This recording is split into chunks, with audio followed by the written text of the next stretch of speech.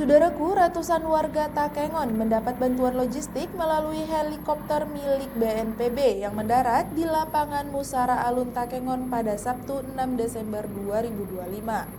Pantauan Tribun Gayo, warga sekitar lapangan Musara Alun, khususnya Kampung Blangkolak 2, Kecamatan Bebesen, berbondong-bondong menuju helikopter. Terdengar dengung suara helikopter berlogo BNPB di pusat kota Takengon sekitar pukul 8:36 waktu Indonesia Barat. Terlihat jelas tali bergantung membawa logistik bantuan krisis pangan dampak dari bencana alam banjir dan longsor.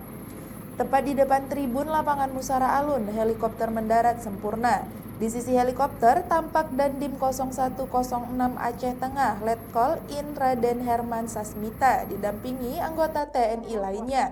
Berkomunikasi dengan Kalaksa, Badan Penanggulangan Bencana Daerah, BPBD Aceh Tengah, Insinyur Andalika ST. Bantuan logistik krisis pangan itu seperti beras, mie instan, pempes, air mineral, minyak goreng, roti, dan lainnya telah terlebih dahulu dijatuhkan di tengah taman lapangan Musara Alun.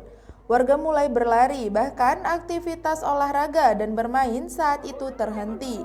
Seketika berhamburan mendekat ke logistik, saling berlomba hingga berebut mendapatkan bantuan. Kondisi kembali normal, hadirnya pihak keamanan dari TNI Polri dan pihak BPBD Aceh Tengah mengamankan penyaluran logistik tersebut. Selanjutnya, 2 helikopter dari BNPB dan kepolisian kembali mendarat di lapangan Musara Alun. Sekitar pukul 11:52 waktu Indonesia Barat, disaksikan ratusan warga Takengon. Warga lainnya, Nur Hayati, menyampaikan suara helikopter terus terdengar hingga sore hari dan berharap Aceh Tengah segera pulih, hingga aktivitas warga kembali aman dan nyaman.